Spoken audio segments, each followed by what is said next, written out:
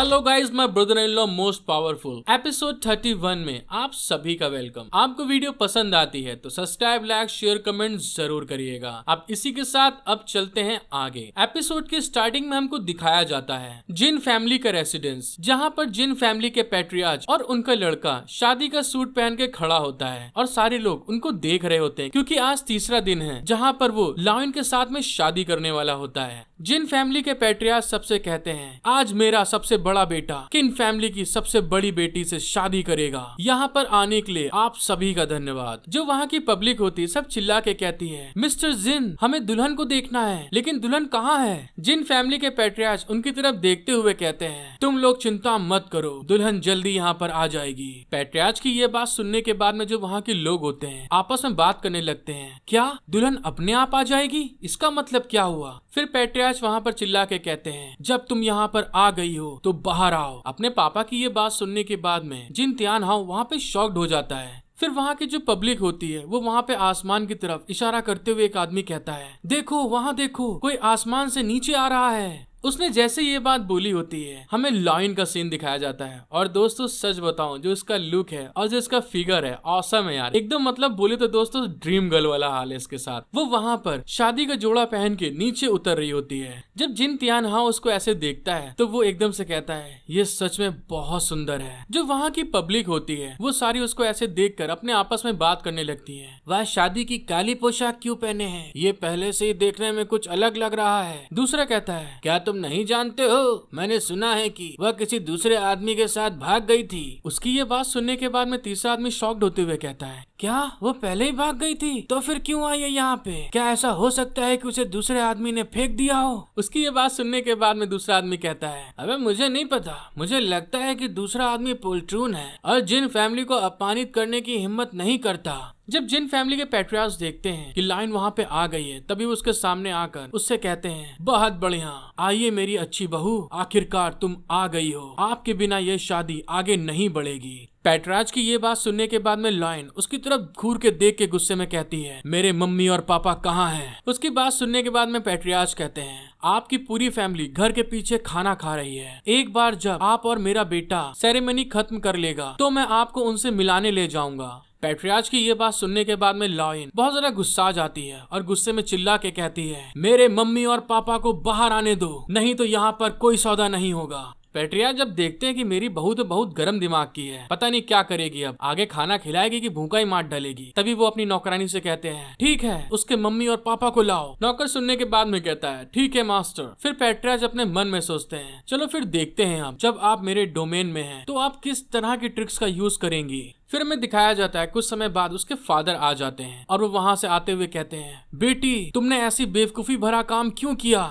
Lion अपने mummy papa को देखने के बाद में बहुत खुश हो जाती है और तभी उनकी तरफ भाग के जाते हुए कहती है मम्मी पापा आप ठीक हैं। पापा उसके गुस्साते हुए कहते हैं क्या मैंने तुमसे नहीं कहा था कि तुमको वापस नहीं आना है। अपने पापा की ये बात सुनने के बाद में लायन अपने मम्मी के गले लगकर रोते हुए कहती है पापा मम्मी मैं एक बेकार लड़की हूँ, मैं अब आपकी देखभाल नहीं कर पाऊंगी। अपने बेटी की बात सुनने के बाद में उसके पापा कहते हैं तुम किस बारे में बात कर रही हो, जल्दी करो और भाग जाओ, तैनन के साथ में अपने जीवन में बाजाबाजी करो, हम आपके भागने में आपको मदद करेंगे। उसकी माँ भी कहती है हाँ लायन हमारे बारे में चिंता मत करो, हमने बहुत बाजाबाजी करी है। जब लायन के पेरेंट्स ने ये बात बोली होती है तभी उतने में लायन अपनी स्पिरिट पावर को यूज करने के साथ में ही अपने मदर एंड फादर को वहाँ से दूर कर देती है और दूर करने के बाद में अपने मन में दुखी होते हुए सोचती है मम्मी पापा मुझे पालने के लिए मैं आपकी आभारी हूँ, अगले जन्म में मैं इस चीज का बदला चुका दूंगी। लायन ने जैसे ये चीज करी होती तभी उसके माँ बाप दोनों गुस्सा जाते हैं और चिल्लाते हुए कहते हैं लायन इतनी लापरवाही मत करो। तभी उसके पापा चिल्ला के कहते हैं मेरी बेटी तुम क्या कर रही हो।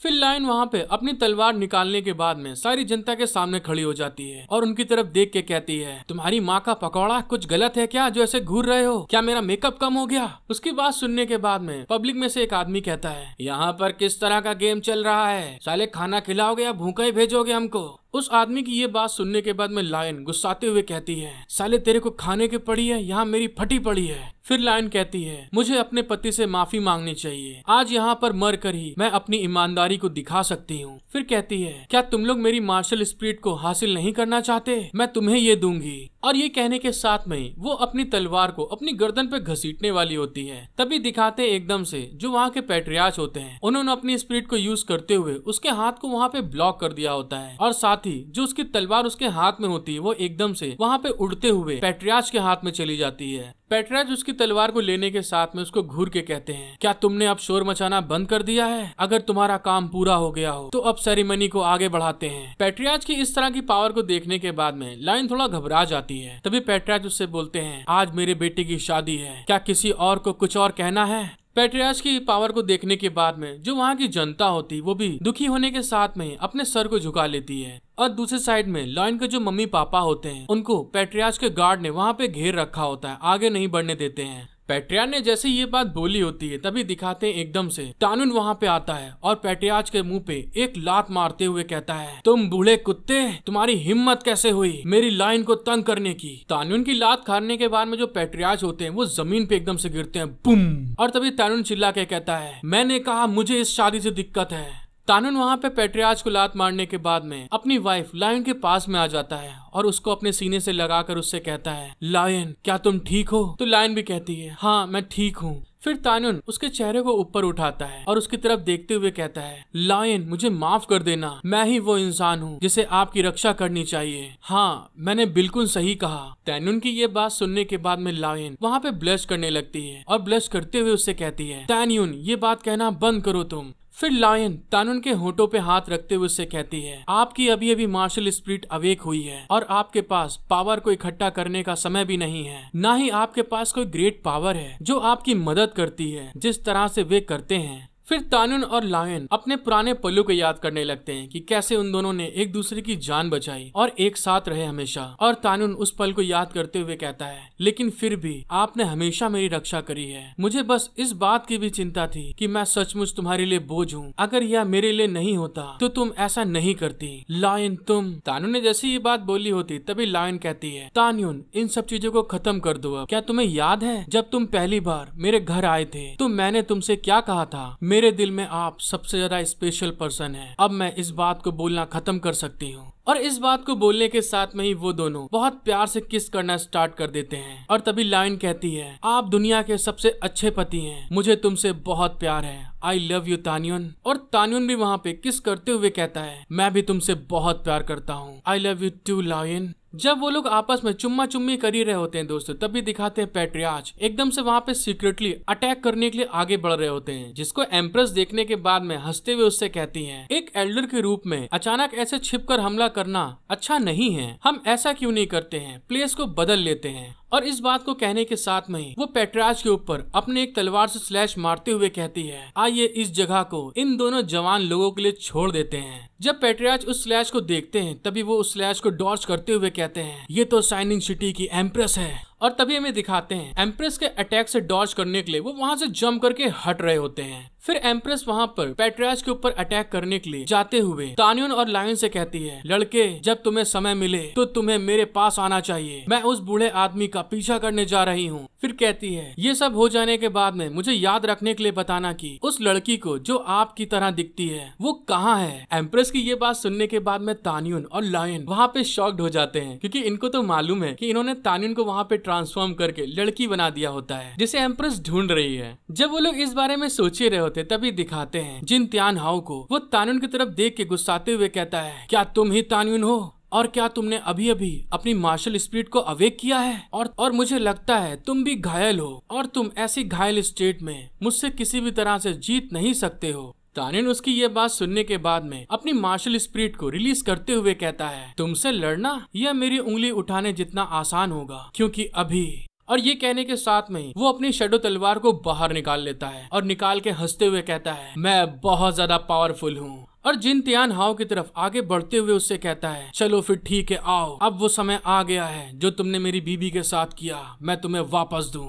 और ये बात कहते हुए तानुन वहाँ पे अपनी तलवार से शैडो स्लैश लगाना स्टार्ट कर देता है। जब जिन त्यान हाउ देखता है कि तानुन वहाँ पे अपनी मार्शल स्पिरिट को यूज करते हुए स्लैश लगा रहा है, तभी अपनी मार्शल स्पिरिट को रिलीज करते हुए स्माइल करके कहता है, इस तरह की प्योर एनर्जी का हमला मुझे छू भी नहीं पाएगा। और ये कहने के साथ में वो अपनी मार्शल स्पिरिट का एक बैरियर टाइप बना लेता है, जिससे कि तानून ने जो स्लैश मारे होते हैं वो उसके बैरियर से रिफ्लेक्ट होकर अगल बगल निकल जा रहे होते हैं। जिन तियानहाओ इस चीज को सोच के बड़ा खुश होता है। तभी एकदम से दिखाते हैं तानून वहाँ पे रुकता नहीं स्लैश मारने के बाद में, वो अपनी तलवार को आगे लेके बढ़ता है और उसके बैरियर में अपनी तलवार को घुसेड़ देता है। जिस चीज को देखने के बाद में जिन तियानहाओ शॉक्ड होते हुए कहता है, क्या ये क्या हो रहा है। और तभी में दिखाते हैं जो उसकी तलवार का अटैक होता है उसके अंदर लायन की आइस फिनिक्स की आइस की पावर होती है, जो कि वहाँ पे उसको पूरी तरह जमा देती है और वहाँ पे एक बहुत बड़ी बर्फ का पिलर बन जाता है। तानून के इस तरह के अटैक से जिन तियानहाओ थोड़ा घायल हो जाता है और वहाँ पे बैठा होता है और अपने आप को थोड़ा संभालने की कोशिश कर रहा होता है।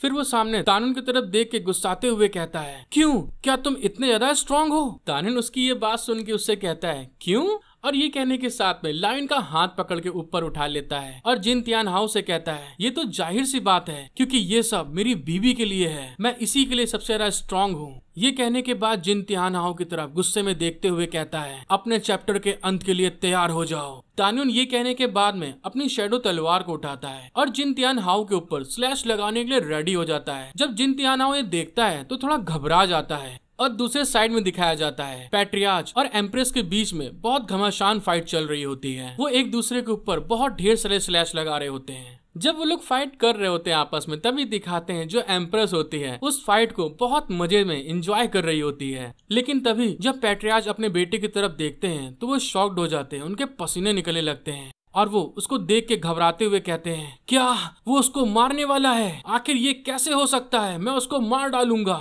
और इस बात को सोचते हुए वो एम्प्रेस के अटैक को वहां से डॉज करके अपने बेटे की तरफ आगे बढ़ के चिल्ला के कहते हैं, लड़के तुम्हारी हिम्मत कैसे हुई ये करने की। फिर हमें दिखाया जाता है पैट्रियार्च अपने पावर को यूज करते हुए तानून के पीछे अपने हाथ को स्पिरिचुअल पावर को यूज करते हुए बढ़ा रहे होते हैं। वो जैसे तानून के ऊपर छुपकर अटैक करने वाले ही होते हैं, तभी दिखाते हैं एकदम से कोई अटैक आता है और उनके हाथों को वहां पे रोक देता है, जिस चीज को वो फील करके शॉक्ड हो जाते हैं। और फिर हमें पता चलता है वो कोई और नहीं होता है, एम्प्रेस होती है। वो अपनी पावर का यूज करके एकदम से उसके क्लोज आकर तानून को बचा लेती हैं। जिस चीज को महसूस करके जो पैट्रियार्च होते हैं बहुत ज्यादा गुस्सा रहे होते हैं कि तुम्हारी हिम्मत कैसे हुई, मैं अपने बेटे को बचाने जा रहा था। और इस बात को कहते हुए वो अपना एक क्लोन बना लेते हैं और वो तुरंत उस बॉडी के अलावा दूसरी बॉडी के थ्रू होते हुए वो अपने बेटे के पास चले जाते हैं और वहां जाकर अपने बेटे को मरा हुआ देखकर वहां बहुत रोने लगते हैं और अगले पल ही गुस्साते हुए कहते हैं, तुमको मैं तुम्हें मार डालूंगा, वो मेरे लिए सबसे प्यारा बेटा था मेरा, मैं तुमको इस चीज के लिए माफ नहीं कर सकता।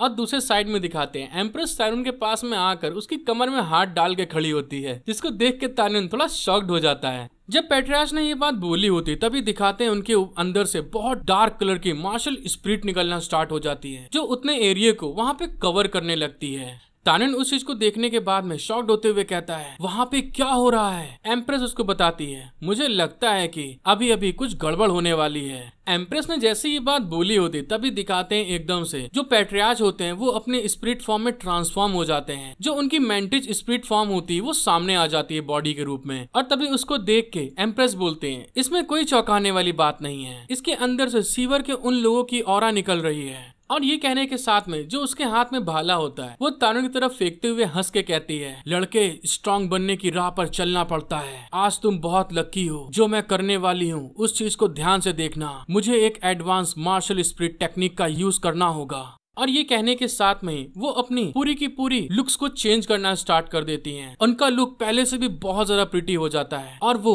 अपने बलून के अंदर में से दोस्तों एक भयानक तलवार निकाल रही होती हैं और उनके चारों तरफ रेड कलर का ऑरा रिलीज हो रहा होता है। अपनी तलवार को बाहर निकालते हुए वो आसमान में उड़ना स्टार्ट कर देती हैं और जो मेंटिस होता है वो उनकी तरफ घूर के देख रहा होता है। एम्प्रेस उस मेंटिस की तरफ देखते हुए कहती है, आपकी ताकत इतनी भी नहीं है, आप उस प्योर शील्ड को बनाए रखने के लिए दवाइयों का यूज कर रहे हैं, लेकिन यह लंबे समय तक नहीं टिकेगा।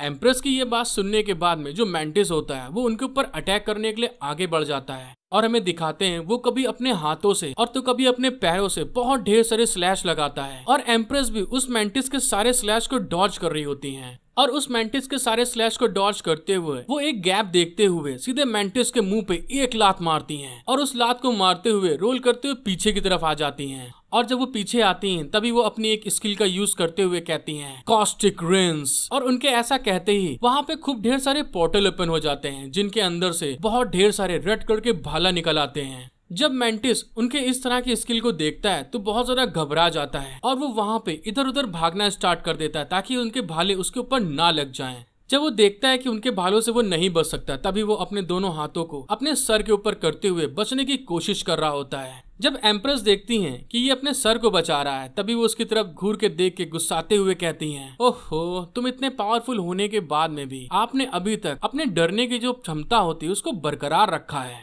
इस बात को कहने के बाद में एम्प्रेस वहाँ पे स्माइल करते हुए अपनी एक दूसरी स्किल का यूज करती हैं। एम्प्रेस ने जैसे ही अपनी स्किल का यूज करा होता है, जो मेंटिस अपने हाथों को यूज करते हुए अपने सर को बचा रहा होता है, उसके दोनों हाथों में बहुत ढेर सारी चेन आके लिपट जाती हैं, जिस चीज से वो अपने सर को डिफेंस नहीं कर पाता है। और तभी हमें दिखाते हैं जो एम्प्रेस के जितने भी भाले होते हैं वो सारे उस मेंटिस के ऊपर आके लग रहे होते हैं, पुम पुम पुम।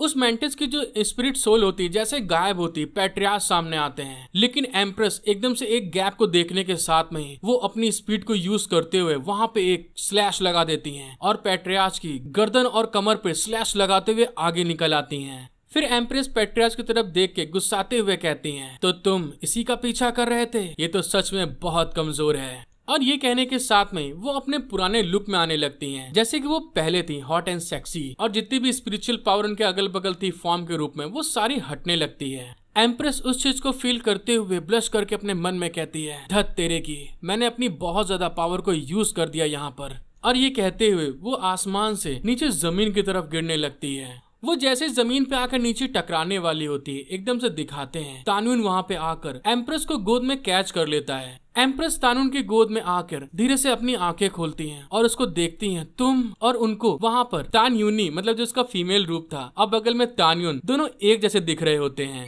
हेलो गाइस, आपको वीडियो पसंद आती है तो सब्सक्राइब, लाइक, शेयर, कमेंट जरूर करिएगा। और इसी के साथ मिलते हैं हम लोग नेक्स्ट एपिसोड में। Thank you for watching my video, love you all.